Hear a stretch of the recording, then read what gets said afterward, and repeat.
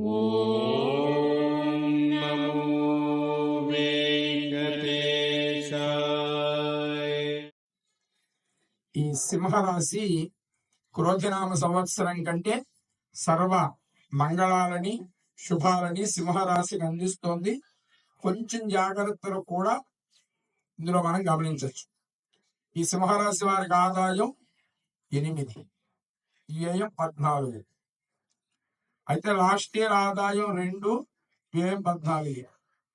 2లో ఉన్నప్పుడు కూడా నడిపించాం, ఇప్పుడు 8లోకి వచ్చింది. కానీ ఖర్చు మాత్రం 14 దగ్గర ఉంది. ఇంకో ప్రధానమైనది ఏంటంటే రాజపూజ్యం 1, అవమానం 5. ఈ వీళ్ళ మొబైల్లో ఉంటే అమెజాన్ యాప్ తీసేయడం బెటర్.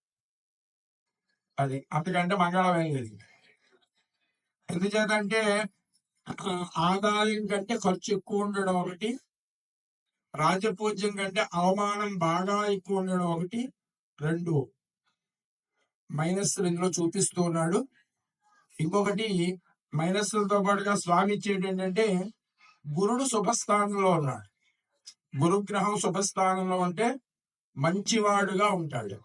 కానీ సమాజానికి కావాల్సింది మంచివాడు కాదు కదా.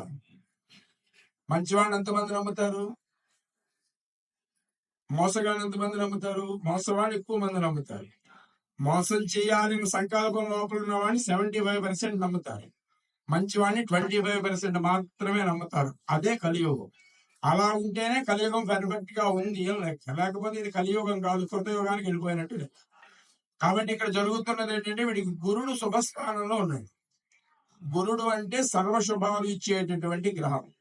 ప్రతి జాతకంలో గురుడు యొక్క ప్రమాణాన్ని బట్టే మనం నిర్ధారణ చేస్తూ ఉంటాం. గురుడు శుభస్థానంలో ఉండడం వల్ల అష్టమ శని ప్రారంభం అయింది వీళ్ళకి కూడా. ఇందాక ఈ కర్కాటక రాశి వాళ్ళకి వెళ్ళిపోయింది కదా, ఎక్కడికి వెళ్ళాడు? ఇక్కడికి వచ్చాడు. గడి మారాడు కదా, ఆయన అక్కడి నుంచి 2 గాళ్ళు తీసి ఈ గడిలో పెట్టాడు. ఈయన నుంచి పక్కింటికి వచ్చాడు. ఈయన పక్క కమ్యూనిటీకి వెళ్ళాలంటే చాలా టైం పడుతుంది.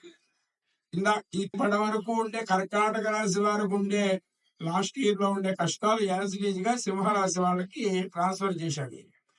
కానీ గురుడు శుభస్థానంలో ఉన్నాడు.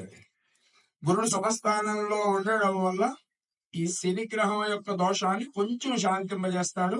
వీళ్ళు చేయాల్సినటువంటి పని ఏమిటి అంటే శనివారం తైలాభిషేకం చేయడం, అది శ్రీ హనుమాన్ చాలీసా, మహావిష్ణువుని పూజించడం లేదా హనుమాన్ చాలీసా పారాయణం చేయడం కూడా వీళ్ళకి ఈ సింహరాశి వాళ్ళకి సర్వశుభాలని మంగళాలని అనుగ్రహిస్తుంది.